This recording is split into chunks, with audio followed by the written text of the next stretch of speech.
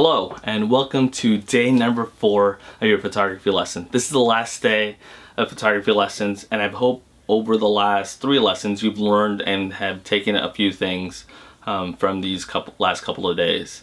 So today what we want to talk about is taking your photography to the next level. So on the first day we taught you some foundational stuff to consider in your photography. So exposure, your shutter speed, your aperture, your ISO, composition. And then on the second day I showed you what I do when I do a portrait shoot, and we also talked about white balance but also editing. So those are things to consider. And oh, I completely forgot, but even I went to the third day. On the second day I showed you some of the lenses and availability that you have and the flexibility on the types of lenses that you can use for your photography. And in today, what we're going to talk about is bringing your photography to the next level. And what does the next level mean? It means going deeper into the craft that is photography.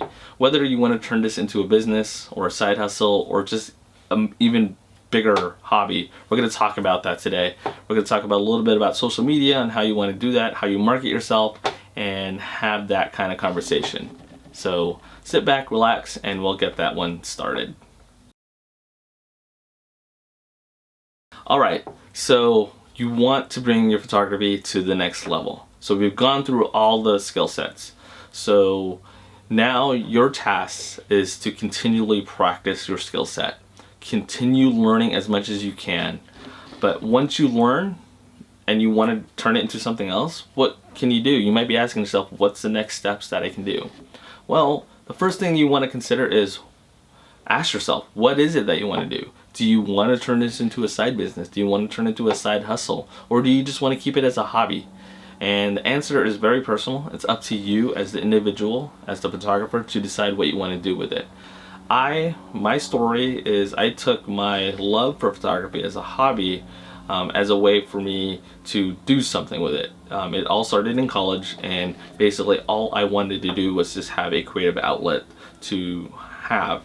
And eventually I got the reputation amongst my friends to be known as the guy with the camera. And so from there I started learning and deep diving into it more. Like at the time when I started that, I did not think about turning this into a business whatsoever.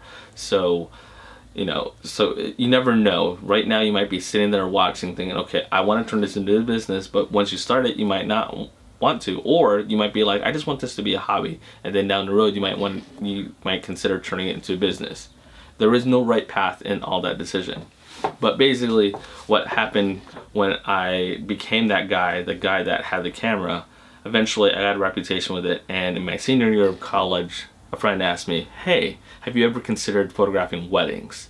And at the time I did not even think about photographing weddings, because this was just a hobby. I was going to do what my major after I graduated. I was going to get the job, so I didn't really think about it. But she insisted, and basically I booked my first wedding right out of college. And that's very serendipitous. That may not happen equally as easy that way. Unfortunately these days the photography market is super saturated, so it's a lot more difficult to get that kind of business. But if you build a good reputation and have a good skill set, you're more likely to get those kind of jobs. And so I photographed her first wedding, and basically the rest is history. And since then I've been photographing weddings, portraits, landscapes, and architecture over the last 10 years. So you can do something with it. So now I've told you my story of how I got into where I am, but now you might be asking, okay, how do you decide? Well, what you're going to want to do, what I'm suggesting that you do, is just practice your photography. Have fun with this right now. You don't have to decide whether you want to turn this into that business or go into more hobby. You will have ebbs and flows. You'll have times that you love photography, but then you'll also have times that you don't love photography. And just keep going with it. See where this path takes you. It can take you far, or you can stop tomorrow and say this is not for me, and that's perfectly okay. But the thing is, you have to be happy with that decision, or later down the road you can pick it up again and try it. So that's the kind of thing. Like, I was always interested in photography when I was your age, but I didn't pick it up again until I was in college. So, just because you don't do it now doesn't mean it's not going to happen later. You're never too old to start something new. So keep that in mind.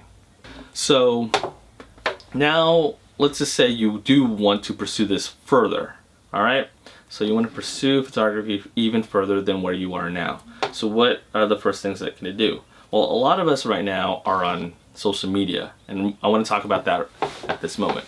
So a lot of us are on social media. Most likely, if you're a photographer, you're on Instagram. And Instagram is this great platform. You can make friends and you can have a community there. It's also very tough. There's more than millions of people on there, and to get your eyes on it, it's going to be a tough battle. But some of you watching might have already a strong following of communities out there, and that's great. But you don't have to do that. So one of the first things I would suggest is go ahead, if you use your Instagram account and leverage that platform to kind of build a community and a following amongst your photos, and also use that as an opportunity to find inspiration. That is one of the best ways to kind of build up your skill set, build up your community, as well as build up some of your confidence. I would like to tell you that you do not need to please everyone. Not everyone's gonna like your work, and that's okay. What you need to understand is only you matter, what your opinion is about your work. There will be some people that might influence you and do that, but what I want you to try to do is to promise yourself not to listen to the people that don't like your work. There will be people that just simply will say bad things about anything you produce, but the most important thing is to stick with it. And as long as you are happy, with that photo that you took and you produce, that's all that matters. And there is a right person out there that will like it. You just need to find them, and they will be out there. So just keep that in mind. But as you kind of go with your journey in photography, Instagram is this great platform that you can use, and you can share and do all that. I highly recommend that you use Instagram to put out your work, but also just keep in mind that that community is huge as well. Another thing that you might want to do is, if you do decide to pursue this further, is to maybe build yourself a website. Use some of the website templates that's available. Like Squarespace, Wix, WordPress, whatever your capabilities are. Use that place as a platform to share your photos. Make a blog about it. Share your experience. A lot of people love to share the experience of your work. Or of their work, and you can read about it and relate to it, and that's how you should also build a good following on that regard too. So consider making like a blog and do that. Another great platform that you can talk about your photography and share your photography, YouTube. Share your photos, just like I am doing here. Like, I'm recording this with a camera that is capable of video, and you can share your journey and all of that as well. So that's one thing that you can most definitely do, is share your photos to the world via video. You can actually talk about it, and you can actually show those still images. So that's another great way to get your word out there.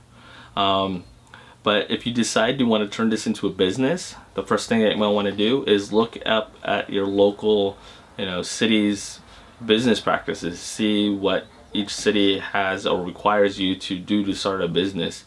So most places require, at least here in the US, most places require a business license and a business tax ID, and most likely you're going to have to get some taxes arranged and all that. So you want to most likely visit a small business bureau to find out what you need to do to start that. Another thing, as photographers, if you do decide to go professional with this, you're going to want to consider getting some insurance for your equipment, but also other types of insurance such as liability insurance, because if you photograph at venues, most venues are going to ask for liability insurance, so therefore they're covered if you were to get hurt on the job. So those are things to consider as well. And then if you decide to transport your clients in your own car, you might need insurance for that. So those are things to kind of consider, and all that stuff. Also, come up with a business plan. If you're going to start a business, come up with a business plan. Look it up. There is a lot of business plans out there, and pretty sure if you Google business for photographers, a business plan for photographers, you can find it and you can follow that template. So borrow those. get ideas from there. And then if you need more help, you can either consult with your fellow photographers, you can consult me, you can consult other business owners on that regard to as well. So as you can see, there's a lot of things to do in photography. You can take it as a hobby, or you can take it to business, or you can take it as I have. So I do have a full-time job that's outside of photography, and that is an option too. So photography for me is a side hustle. So it's something that I do on the weekends outside of my day job. So you can make this a weekend gig and do some good stuff, especially during the summer. Like March through September is usually my wedding season. So, you know, if I have a busy season, I will be out every weekend photographing a wedding or a portrait. So there is that. And then Monday through Friday, I am working. And then after work, what I do is sit in front of my computer, edit, and process everything through that. So you can turn it that way, and you can make this go into the lifestyle that you wish for it to happen. So that is another thing to consider. But most importantly, what I want to talk to you about is I want you to realize that you need to have fun with this. Photography, yes, there's some serious times for it, and it can make some great impacts to the world. But more importantly, photography has to be about you. You are the photographer. You have this vision. You have this viewpoint that you need to share. And if photography is your medium to do it, this is the way to go. But you also, like I said earlier, just need to realize that it's all about you. You have to understand that the work that you create is going to reflect who you are as a artist, as a photographer, and as a person.